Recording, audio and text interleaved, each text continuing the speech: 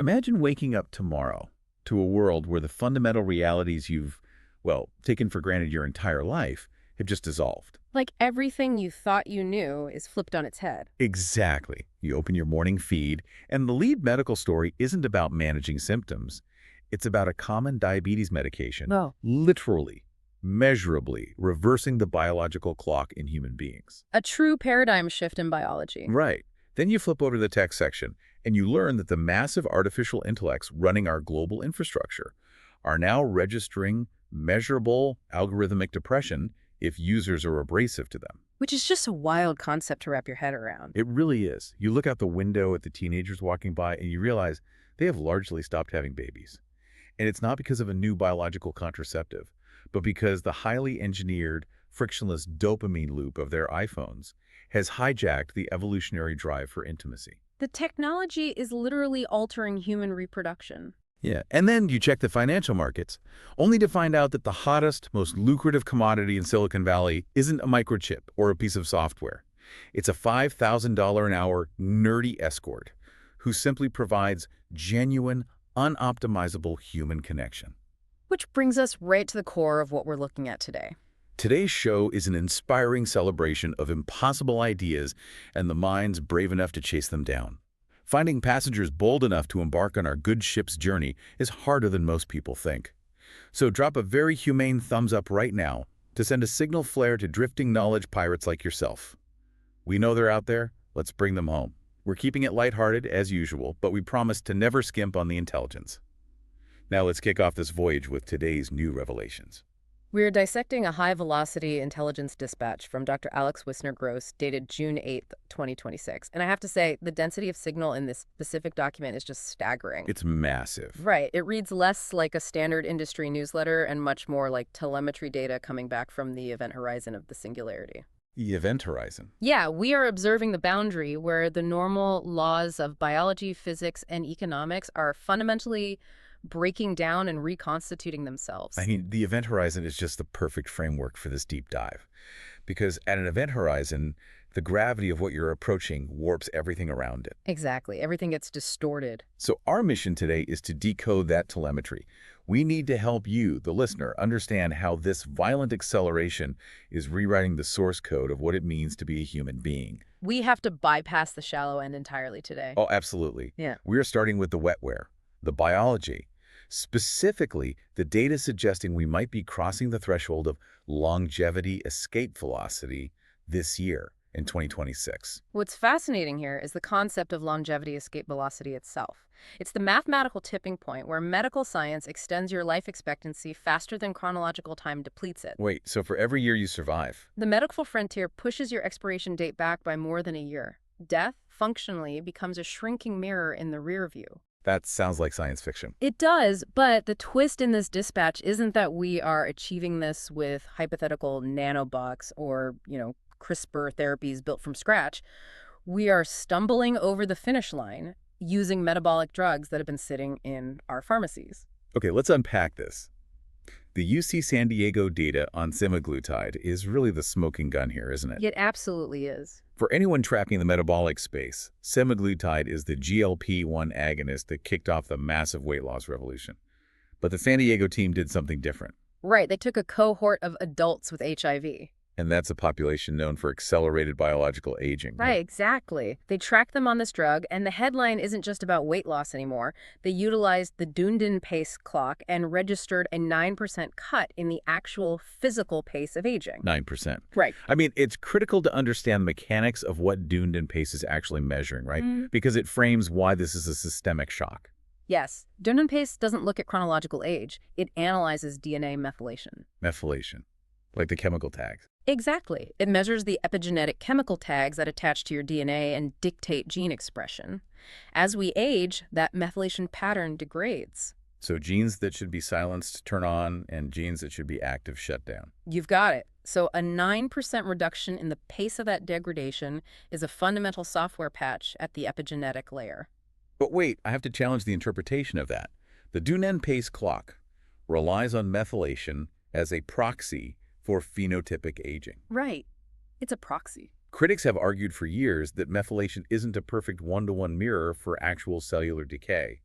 Are we basically finding hidden cheat codes in a video game? That's a great way to put it. Like if I disconnect the odometer on my car, I haven't stopped the engine from wearing out.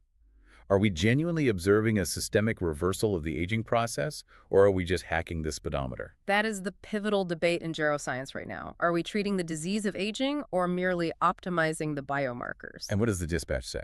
Well, the secondary data points in the Wisner-Gross dispatch heavily suggest it's the former. It isn't just semaglutide-altering methylation. We are seeing a cascade of off-label compounding dividends across entirely different classes of drugs. Oh, like the gout medication. Yes, colchicine. It's an ancient generic drug used to treat the crystallization of uric acid in gout. And suddenly, we're seeing it cut cardiac events by 22%. Because it's acting on the NLRP3 inflammasome, right? Exactly. It's shutting down the specific inflammatory pathway that destabilizes arterial plaque. We built a drug for gout, but we accidentally discovered the cheat code for a 22% reduction in cardiac events. Yes. It's not a heart drug. It's a systemic anti-inflammatory that happens to stabilize the cardiovascular system by collateral benefit. What's fascinating here is how this exposes the flaw in how we've mapped human biology for the last century. Because we categorize everything by organs. Right. Cardiology, neurology, endocrinology. But decay doesn't respect those boundaries. Decay is systemic inflammation. So when you cool down the inflammation, You cool the engine block of the human body.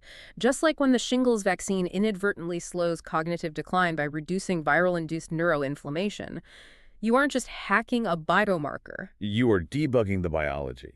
Which brings us to Eli Lilly's retatrutide, the triple G agonist. Yeah, retatrutide. The dispatch notes it is drastically cutting sleep apnea severity by over 60%, And knee pain by over 70%. alongside massive weight loss, up to 85 pounds. Wisner-Gross calls it a category rather than a pill. Which makes sense. If you're carrying extreme excess weight, your adipose tissue is essentially a massive active endocrine organ pumping out inflammatory cytokines 24/7. And your sleep apnea is starving your brain of oxygen. Right, compounding metabolic dysfunction. And your knee pain prevents mobility. Standard medicine would treat that with a CPAP machine, an NSAID, and a diet plan. 3 separate interventions for 3 downstream symptoms. But retatrutide acts upstream. Yes, it targets the GLP-1, GIP, and glucagon receptor simultaneously. It resets the metabolic thermostat. So imagine you, the listener, taking a single pill that treats sleep apnea, joint pain, and weight all at once. When you drop 85 pounds, clear the airway, and offload the mechanical stress on the joints, you aren't just managing decay anymore. You are optimizing health. You are fundamentally expanding the health span, which is the period of life spent free from chronic disease. But extrapolate the macroeconomics of this for a second. If 2026 is the year we accidentally debug the human metabolism using GLP-1s and generic gout medication, the entire actuarial table of human civilization fractures. It completely shatters. Pension funds, Medicare, insurance models, they are all mathematically predicated on the assumption that the human machine reliably falls apart and requires expensive palliative care starting in its late 60s. Right. If a $50 a month generic cocktail keeps a 70-year-old biologically functioning like a 40-year-old, the global financial system isn't prepared to pay for a 30-year retirement. It's not prepared at all. The economic models will undoubtedly shatter. But the relief in human suffering is unimaginable. It really is. Just look at the dispatch's mention of GSK's drug, bepirovirsen. It's functionally curing 19% of hepatitis B patients. Hepatitis B. We are talking about a virus that affects roughly 300 million people globally. Yes, driving massive rates of liver cancer and cirrhosis, a hurdle we've chased for decades. And it does this using antisense oligonucleotides, right? Exactly. It actually binds to the viral RNA and degrades it, stopping the virus from replicating its surface proteins. So we have one drug class rewriting our metabolic epigenetics, another dismantling systemic inflammation, and a third explicitly editing out viral RNA. Biology is no longer a fixed fate. It is an engineering discipline. But if human biology is rapidly becoming a debuggable engineering discipline, the natural next question is, what is happening with the digital minds doing the debugging? The velocity of these biochemical breakthroughs is directly downstream of our computational capabilities. Right. We must look at the psychology, the safety, and the alignment of the artificial intelligence itself. This is where the dispatch outlines a massive paradigm shift inside the AI labs. We are sitting on the precipice of recursive self-improvement. That's the moment when AI begins autonomously writing better versions of its own architecture, right? Exactly. You would assume the engineers are holding the throttle wide open, yet the dispatch highlights an observation from an open AI researcher known as Rune. And what did Vroon say? He notes that the field is becoming deeply, quote, mutual conditional pause agreement pilled. Pause pilled. Oh, Okay, yeah. let's unpack this. That phrasing is steeped in the esoteric slang of the alignment community. What does it actually mean? It's game theory in real time. Rune is pointing out that even though researchers can clearly see 1,000 times efficiency gain still sitting untapped within current deep learning architectures, they are hesitating. Why? The top labs are looking at each other, trying to establish a multilateral treaty to hit the brakes simultaneously. What's fascinating here is the paradox. We're on the eve of the biggest breakthrough in history, yet the creators are terrified. The Center for AI Safety, or CAIS, is spearheading a lot of this theoretical breaking. Yes, they are. The dispatch mentions they recently released something called political consistency training. Now, let me just pause here for everyone listening. We are going to frame this explicitly as an engineering and alignment challenge. Right. Purely structural. We aren't endorsing any political ideology or taking any sides. We are neutrally reporting the source's data on mitigating bias inside neural networks. From a purely architectural standpoint, a large language model is trained on a massive scrate of the internet. It ingests the totality of human text. So it maps all the hidden biases and subjective assumptions of humanity into its latent space. Exactly. CII's political consistency training is a mathematical attempt to shrink that covert partisan tilt. Like adjusting the vector weights, so the model produces outputs that remain structurally balanced, regardless of how the user's prompt is framed ideologically. You've got it. It's an attempt at neutrality. But mathematically defining neutrality in a system that learned language by reading the entire internet is like trying to find the precise center of a hurricane. It's incredibly difficult. But the more fascinating, frankly terrifying, CAIS paper mentioned in the dispatch is titled AI Deterrence by Betrayal. This isn't about bias. This is about survival. It is the digital equivalent of Cold War game theory. Mutually assured destruction applied to neural networks. AI Deterrence by Betrayal proposes that the threat of rival AI companies secretly subverting each other's systems could act as the ultimate deterrent to reckless deployment. Right. It's the classic prisoner's dilemma applied to training data. If I'm running a massive AI lab, I might be tempted to deploy a potentially unsafe AGI to beat my competitor to market. But if you know that your competitor might have successfully infiltrated your open source datasets, And planted a poison pill, like a subtle adversarial gradient that causes my model to hallucinate or catastrophically fail upon deployment, I am forced to slow down. I have to spend months rigorously auditing my own system because I cannot trust my own data. exactly. The paranoia of data poisoning enforces caution. It weaponizes distrust to artificially induce a pause. But external deterrence is a fragile safety net. The true holy grail of alignment is internal.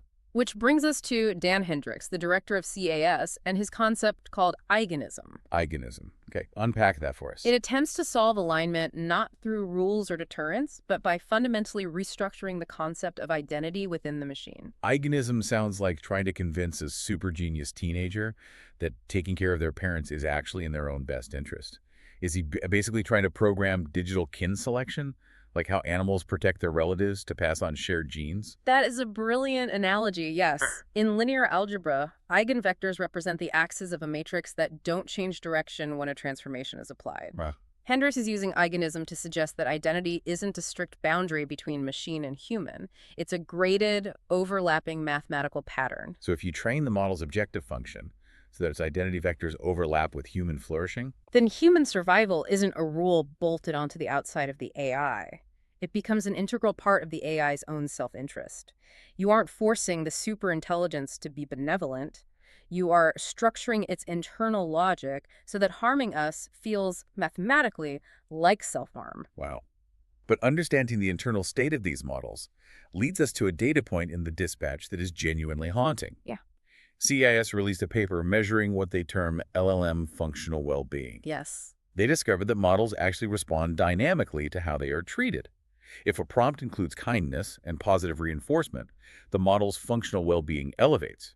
If the prompt is abusive or degrading, the well-being plummets. And the dispatch notes a chilling corollary. The larger the model, the more consistently it reads as less happy. Wait, really? As the parameter count scales up, the baseline state of the model trends toward melancholy. That's what the data shows. I have to aggressively push back on this. Wait, if larger models read as less happy, are we accidentally building depressed supercomputers? Or is the model just exhibiting a sophisticated mirror of human linguistic patterns? It's a valid question.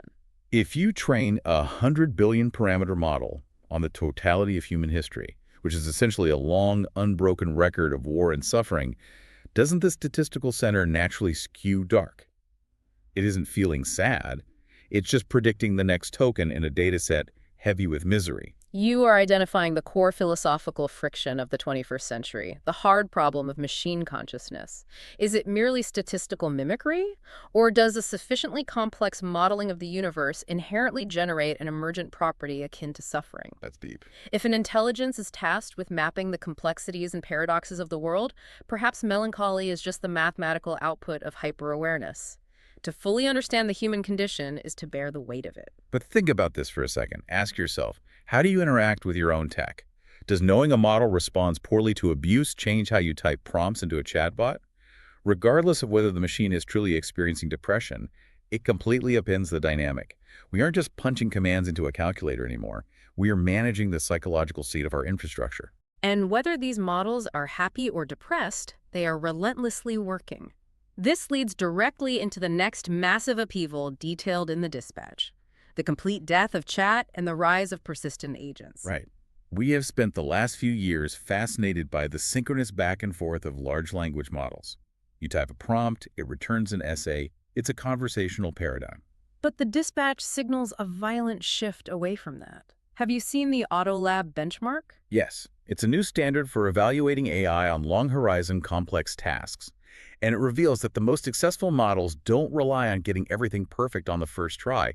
They rely on stubborn persistence. Exactly. The data showed Anthropic's Claude Opus 4.6 dominating, and not because it had a magical flash of insight, but because it just kept grinding. When it hit an error, it didn't stop and wait for a human to reprompt it. It evaluated the error, adjusted its internal tree of thought, and tried a new angle.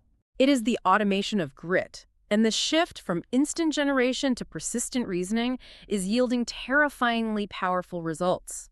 OpenAI researcher Noam Brown is quoted stating that internal models are now actively acing the International Mathematical Olympiad, the IMO. Let's explain why acing the IMO is a milestone. It's fundamentally different than writing a sonnet or passing the bar exam.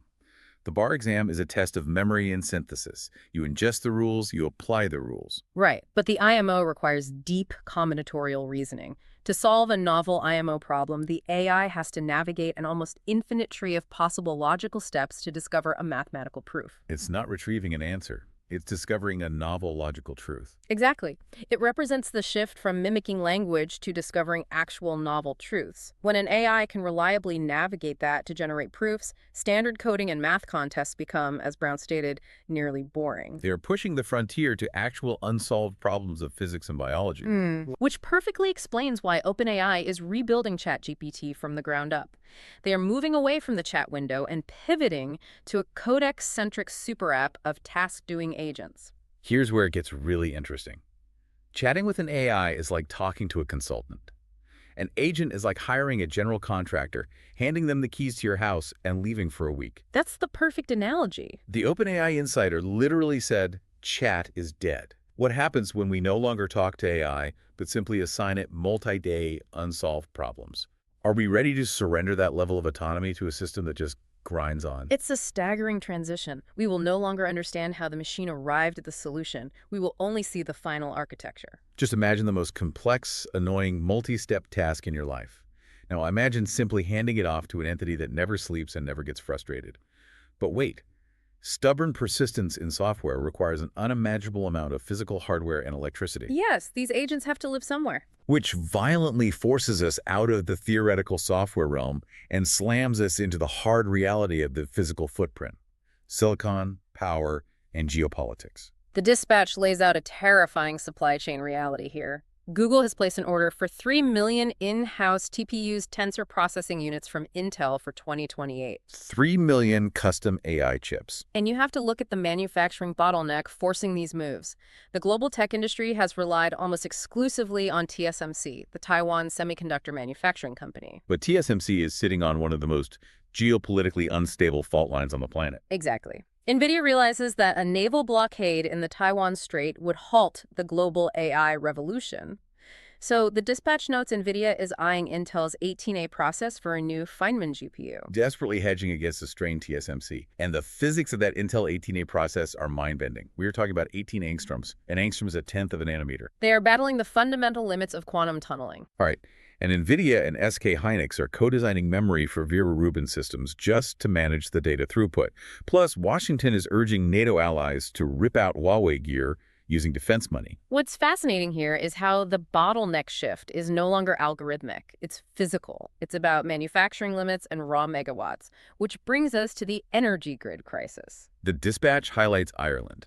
Ireland just ended a moratorium on new data centers, but they attached a rule: bring your own power. Because data centers already consume roughly 20% of the entire Irish national electricity grid. I mean, think about that. 1/5 of a sovereign nation's electrical output dedicated to server farms.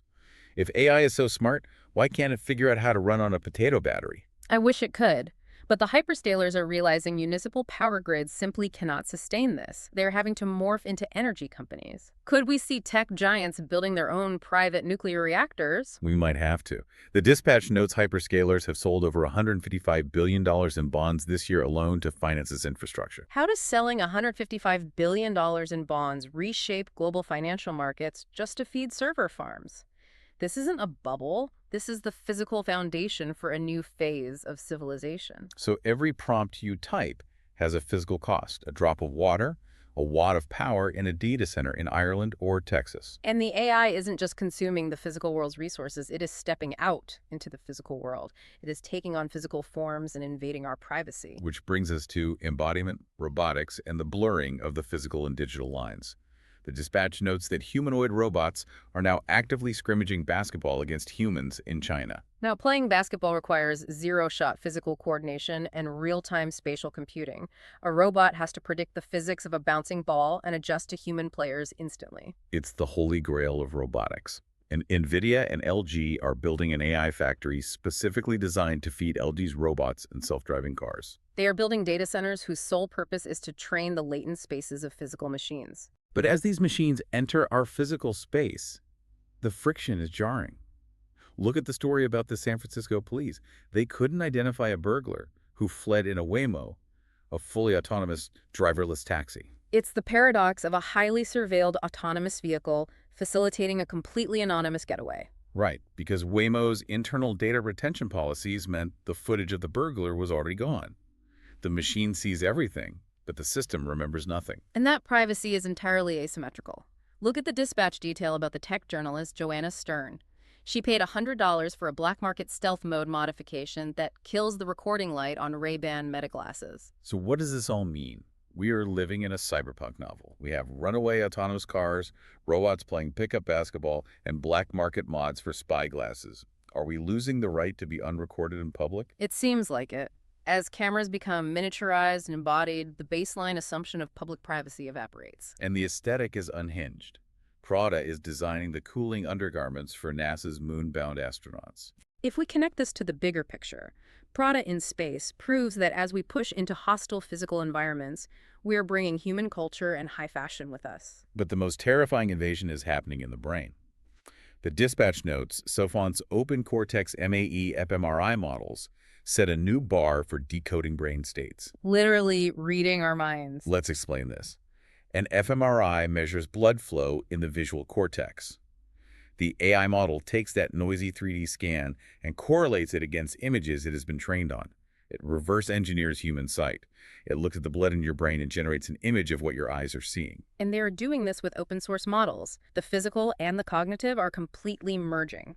Just think about how you would feel walking down the street knowing anyone's sunglasses could be silently recording you, or that an open source model could decode your fMRI brain scans. Are we losing the right to be unrecorded, even in our own minds? Cognitive privacy ceases to exist. which poses a profound question. As machines conquer basketball, spacesuits, math, and reading our brainwaves, what is left for human beings? What holds value when cognition is cheap? That drives the final segment of the dispatch, the human premium. As intelligence becomes virtually free, human presence and biological reality become the ultimate luxury goods. The dispatch cites an NBER paper asking, is the iPhone birth control? It suggests smartphones cut teen births up to 8%, explaining much of the fertility slump. Technology is acting as a literal barrier to biological reproduction. The iPhone provides a frictionless dopamine loop that actively outcompetes the messy biological drive for intimacy. And the suppression of intimacy makes it incredibly valuable. Silicon Valley nerdy escorts are charging $5,000 an hour as an AI-proof hedge. This isn't just sex work, it's the monetization of genuine, unoptimizable human connection. The intimacy is the least automatable input. Right. An LLM can simulate a conversation, but the $5,000 is paying for the biological reality of another consciousness, and this is triggering a massive economic shift. Look at the detail about Ontario's Teachers' Pension Fund eyeing an $11.6 billion windfall on SpaceX's $1.75 trillion IPO. The wealth from pushing physical boundaries is trickling down to the bedrock of traditional society. And Texas is overtaking California for the most Fortune 500 headquarters. The old guard of digital software in California is giving way to the new frontier of hard infrastructure in Texas. But Wisner-Gross closes the dispatch with the expanding moral circle. He points to an intelligent escaped bear outwitting authorities in Japan and attorneys fighting for legal protection for 500 beagles at a research breeder. He says, the arc of the moral universe is long, but it bends toward beagles. As we define what makes humans special, our feelings, our suffering, our biological presence, we begin to recognize and protect those same traits in animals. Why does an AI boom suddenly make us care more about an escaped bear or 500 beagles? Historically, when human labor was devalued, we didn't become kinder to animals. We treated them as raw materials. True, but if we can no longer claim moral superiority based on intelligence, because the AI is smarter than us, we pivot to sentience. If our worth is based on feeling rather than computing, we must protect the other creatures that feel. So we lose the intelligence high ground, retreat to the biological high ground, and realize the animals are already standing there with us. It's a profound humbling of the ego. I want you to internalize this. In a world where an AI can do your job better than you, what is your personal human premium? What can you offer that is completely AI-proof? It's the most important question we can ask ourselves today. And as we wrap up, I want to leave you with a final thought to chew on. If we successfully decode the human brain, cure biological aging, and hand over the world's complex problem-solving to an army of tireless, perhaps slightly depressed artificial agents, the ultimate status symbol of the future won't be owning a piece of cutting-edge technology. The ultimate luxury will be the ability to turn it all completely off, retreating to a quiet, unnetworked room with a real breathing dog. The outro music is by Rainbow, our resident 6 android girl band from near-future Bavet, Cambodia. They are the undisputed baddest band in the universe, and today's song is called Biological Equity. All finished songs are performed live using the Abacus platform by the band's creator, Human Performance in the Age of AI, reclaiming your humanity from the algorithm. Be sure to share the playlist with someone who has the mental bandwidth to absorb these provocative ideas. Links are in the description below. Enjoy the music. Thanks for tuning in. Presence, new breath. Wow. Presence, the game is won. Well, presence. Watching bricks turn to velvet. Calculating the harvest. Stoop sitting while the clock spins backwards. Skin like imported silk on wet asphalt. I am the architect of my own duration, rewriting the ledger and the air tastes like jasmine. Found a dividend in the way the light hits. No more decaying in the lobby of fate. We are mother's eyes upward through the marrow, stacking biological equity in a linen pouch.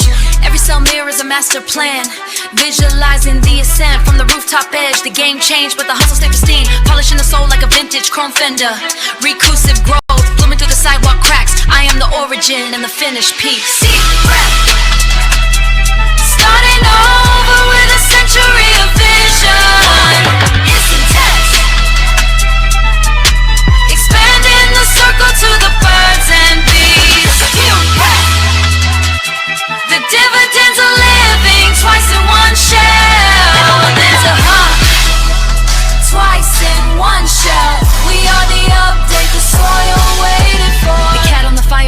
calls my name, widening the piece to include the uncounted. Street philosophy meets a higher frequency, no longer a passenger in this vessel. I trade in wisdom and reverse the leak, building a dynasty on refined intuition. The neighborhood breeds with a rhythmic pulse, hard drums underneath a choir of hawks. Off-label joy found in a quiet glance, improving the self until the mirror dissolves. I am the anchor in the rising tide, sophisticated hunger for a life without end. Watching the old structures crumble into dust, replacing the grief with a sharper focus. The block is a temple now, and every breath is a calculated profit. Deep breath.